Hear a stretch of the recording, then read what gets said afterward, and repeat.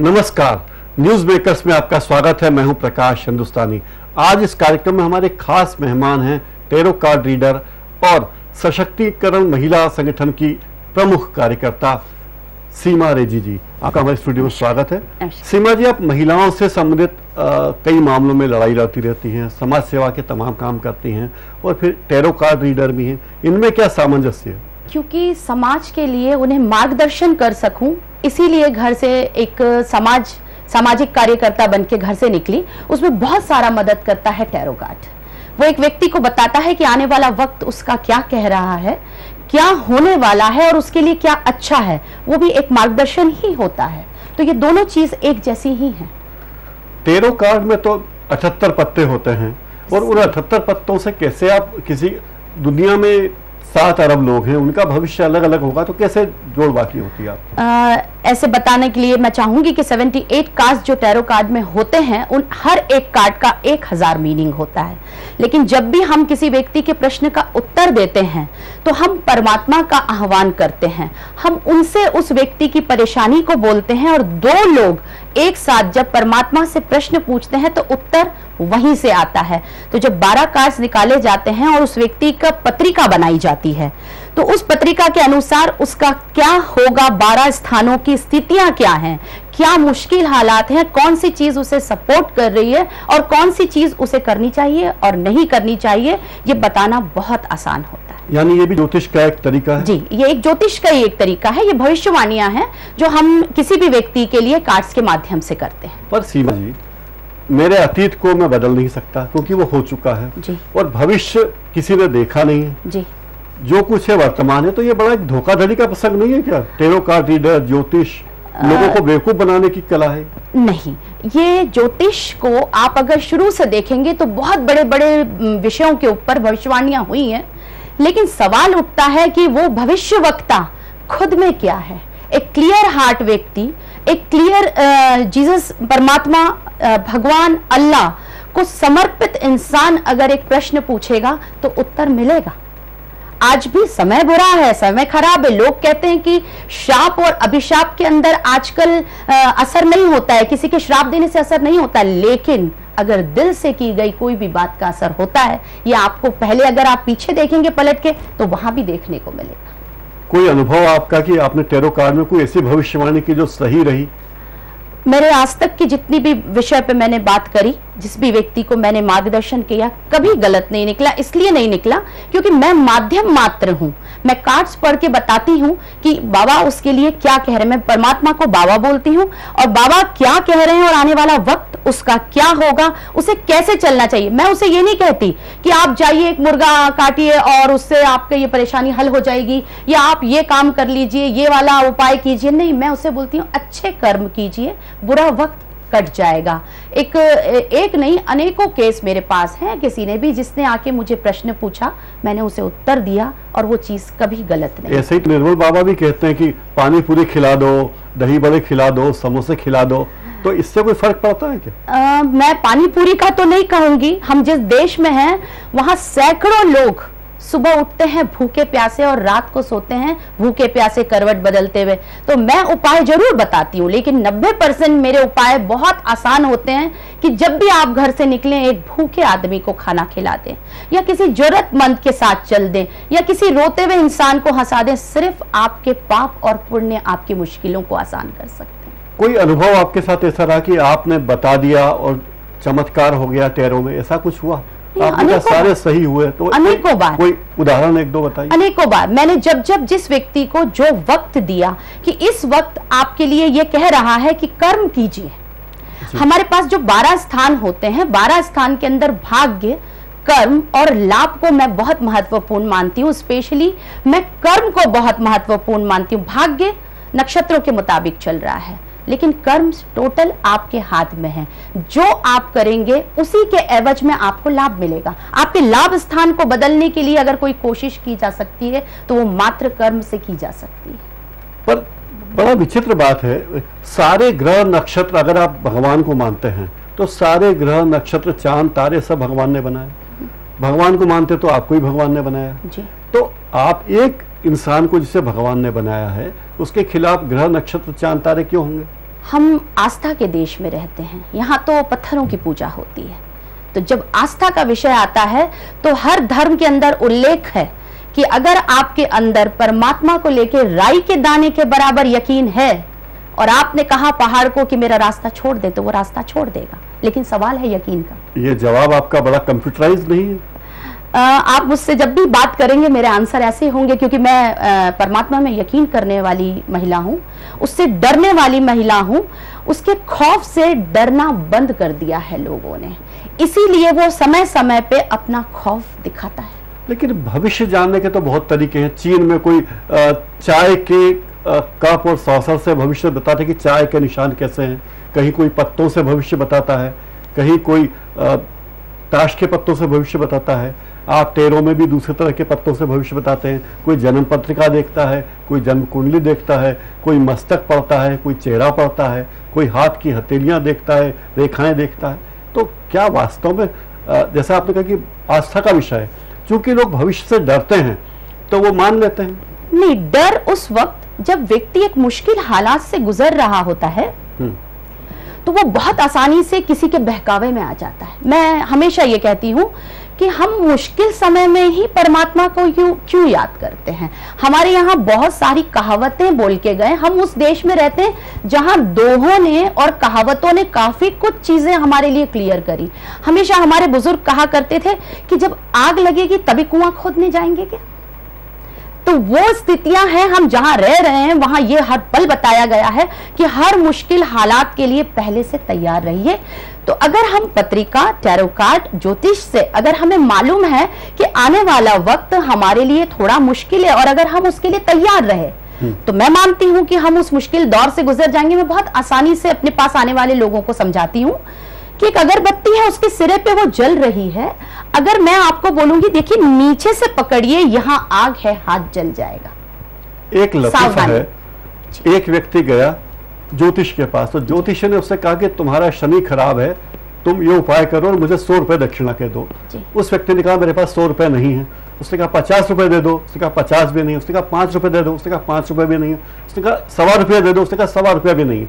तो उसने कहा जाओ, तुम्हारा शनि कुछ नहीं बिगाड़ सकता, तुम्हारे पास कुछ है ही नहीं। तो क्या देवता, शनि, राहु, केतु पैसे वालों को, पद वालों को, सम्मानी लोगों को डराते हैं या आम आदमी को भी परेशान करते हैं? नहीं, जैसे जैसे आदमी के पास पैसा आता है वो डरने लगता है, वो कायर हो जाता है, उसे लगता है कि मेरी सत्ता न छिन जाए। मैं जब कभी सड़क से निकलती हूँ तो मैं देखती हूँ एक मजदूर गिट्टी के ढेर के ऊपर बिना किसी बिस्तर को बिछाए गहरी नींद में सो रहा है और एक पैसे वाले आदमी को रोज नींद की गोली खानी पड़ती है।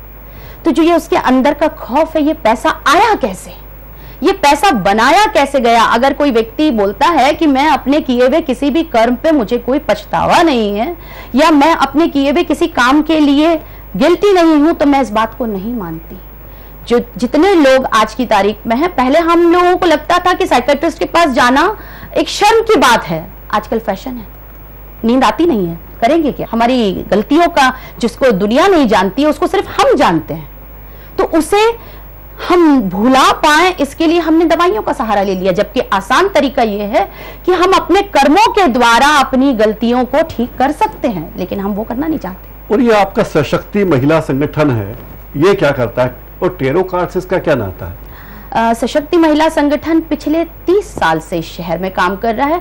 अगर आपको याद होगा तो कलेक्टर मनोज श्रीवास्तव साहब ने ये नाम मेरे संगठन को दिया था। उस वक्त मैं 4 लोगों के साथ अपना काम करने घर से निकली थी। कारगिल युद्ध के समय हम लोग शहीदों के लिए काम करने निकले थे। तब हमारे संगठन का कोई नाम नहीं था, लेकिन श्रीवास्तव साहब ने हमारे संगठन को नाम दिया और ऐसा लगा कि जो वो खाली वक्त जिसमें हम अपने घर में फुर्सत में बैठ के टीवी देख रहे हैं या किटी पार्टी में जा रहे हैं या क्लब में जा रहे हैं, उससे बहुत बेहतर है कि हम किसी की मुश्किलों को आसान करने घर से निकलें। मेरे साथ अगर 24 घंटे कोई होता है तो मेरे साथ 4 लोग होते हैं और मैं उन 4 लोगों को 400 लोगों के बराबर मानती हूँ, क्योंकि वो पूरे दिल से समाज सेवा में लगे हैं। संगठन महिलाओं के लिए काम कर रहा है। हम लोग फैमिली काउंसलिंग करते हैं, बनती कोशिश आज तक हमने 1500 परिवारों को टूटने से बचाया है। हम उन्हें काउंसलिंग करके उन्हें बताते हैं कि परिवार में ये मुश्किलें होंगी। दिन पे दिन हमारे यहाँ परिवार टूटते जा रहे हैं, बहुत आसानी से, बहुत छोटे छोटे मुद्दों पे। आपका काफी समय कोर्ट में बीतता है, महिलाओं के बीच बीतता है जी। क्या आपको लगता नहीं कि महिलाएं ज्यादा ऑफेंसिव हो गई हैं पुरुष बेचारे एक तरफा पड़ गए? नहीं, पुरुष कभी बेचारे नहीं है, पुरुष कभी बेचारे नहीं हैं। एक अजीब बात है, मैं पुरुषों के खिलाफ नहीं हूं, लेकिन मैं उन लोगों के उन कठोर आचरण के खिलाफ हूं। जब अखबार उठाते हैं तो आए दिन हम ये पढ़ रहे हैं, हमने बहुत कम पढ़ा होगा, साल में हम शायद 2 बार पढ़ते होंगे, किसी महिला ने किसी पुरुष को मार दिया। आज ही खबर आई है कि मोहल्ले की एक महिला बहू के खिलाफ मोहल्ले के लोगों ने प्रदर्शन कर दिया। 498A महिलाओं के पक्ष में है। कोई महिला थाने में जाके रिपोर्ट लिखा दे कि मेरे पति, सास, ससुर, ननद, जेठानी, भांजा, भांजी, उनके बच्चे, उनके बच्चों के बच्चों ने दहेज के लिए प्रताड़ित किया, तो वो सारे लोग अंदर। और अगर वो महिला झूठी शिकायत भी कर दे, झूठी भी शिकायत कर दे, और ये बात साबित हो जाए कि उसने शिकायत झूठी की थी, तो उसे कोई जुर्माना नहीं, कोई सजा नहीं, कोई दंड नहीं। आपको लगता नहीं? अब जो नया कानून बन रहा है तलाक को लेके, उसमें महिला चाहे तो तलाक ले सकती है, तब पुरुष चाहे तो उसमें बंधन है। तो ऐसे कानून इस देश में बनेंगे तो उससे हिंसा भड़केगी। अब ग्वालियर चंबल का उदाहरण दे रहा हूँ, वहां दहेज के इतने मामले दर्ज नहीं होते जितने हमारे मालवा रीजन में होते हैं, क्योंकि वहां तो बहू थाने गई, मतलब बहू को गोली मार दी, बहू के भाई को गोली मार दी, तो लोग सड़कों पर आएंगे, अपराध बढ़ेंगे। पिछले 1 साल का आंकड़ा बताऊं, 60,000 महिलाओं ने आत्महत्या की, विवाहित महिलाओं ने, लेकिन 1,80,000 पुरुषों ने, विवाहित पुरुषों ने आत्महत्या की, क्योंकि वो अपनी पत्नी और परिवार से पीड़ित थे। ऐसा क्यों है? 498A क्यों बनाई गई? अत्याचार हुए इसीलिए कानून बनाया गया। अगर कानून बना, अगर अत्याचार नहीं, एक तरफा कानून है। अगर अत्याचार नहीं होते तो कानून नहीं आता। अत्याचार तो हैं, और किस पैमाने पे हैं, आज का अखबार पढ़ के कोई एक इंसान की आत्मा नहीं कांपी होगी, मैं नहीं मानती।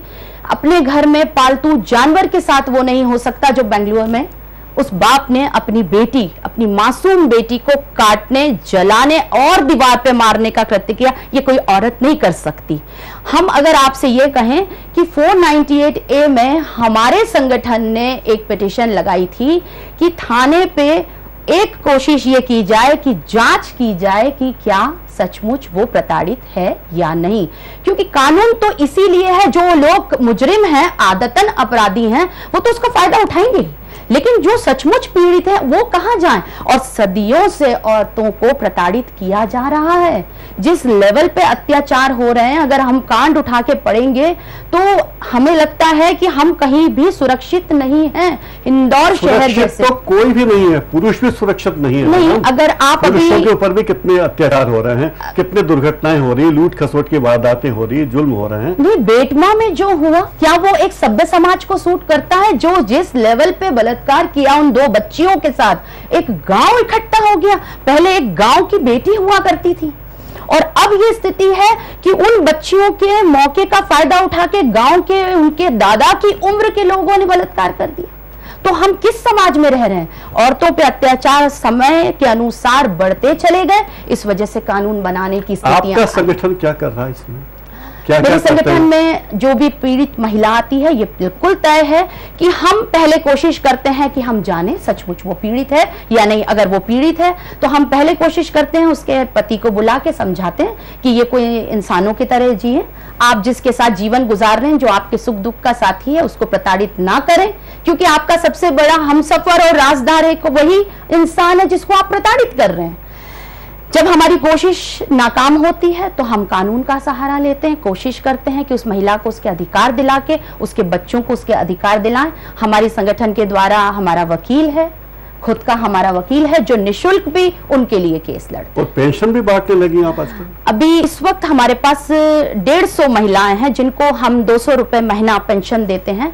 हर बार संख्या बढ़ती जा रही है। मैं कहीं किसी से डोनेशन नहीं लेती। एक अजीब बात जरूर आपको बताऊंगी, ऐसा नहीं हुआ कि मुझे किसी राजनीतिक संगठन ने या किसी ने पैसा देने का मेरे को ऑफर नहीं दिया, लेकिन मैं लेना नहीं चाहती, क्योंकि मुझे मालूम है मेरे 70 और 80 साल के बुजुर्गों को मैं किसी रैली का हिस्सा नहीं बना सकती, मैं किसी धरने का हिस्सा नहीं बना सकती। इसलिए कौन लोग पैसे देते हैं पेंशन के लिए? कौन? नहीं, मैं जो पैरो कार्ड रीड करती हूँ, मैं जो उनसे जो भी लोग मेरे पास आते हैं उनसे मैं जो पैसा लेती हूँ उसके बदले में मैं उस पैसे से उन लोगों को पेंशन बांटती हूँ। इसमें कुछ लोग मेरे साथ ऐसे जुड़े हुए हैं जो सचमुच समाज सेवा कर रहे हैं और जो मेरे साथ अपना हिस्सा देते हैं। आप कोई उमरिया खुर्द गांव में कोई आप आश्रम भी खोलने वाली हैं? मैंने एक जमीन ली थी। जैसा कि हम जिस दौर से गुजर रहे हैं इस समय मध्य प्रदेश में जमीनों का विवाद सबसे ज्यादा बड़ा। पिछले दिनों मैंने अखबार में पढ़ा कि जितने ज्यादा मर्डर हुए हैं वो 99% जमीनों के विवाद में हुए हैं।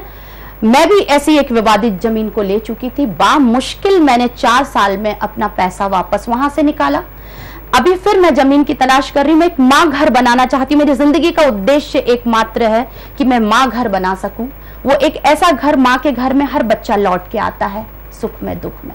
मैं ऐसे लोगों को आश्रय देना चाहती हूँ जिनका कोई नहीं है, उन लोगों के रहने की व्यवस्था करना चाहती हूँ, उन लोगों को एक घर देना चाहती हूँ। ये मेरे जीवन का आखिरी उद्देश्य। सीमा जी, आप हमारे स्टूडियो आई, हमसे बातचीत की, आप माँ घर बनाना चाहती हैं, हमारी शुभकामनाएं हैं। टेरो कार्ड आप पढ़ती हैं, पढ़ती रहें, उससे प्राप्त आय का उपयोग जनता के लिए करती हैं, बहुत शुभ है। आप हमारे स्टूडियो पधारिए, आपका बहुत बहुत धन्यवाद। न्यूज़ मेकर्स में फिलहाल इतना ही।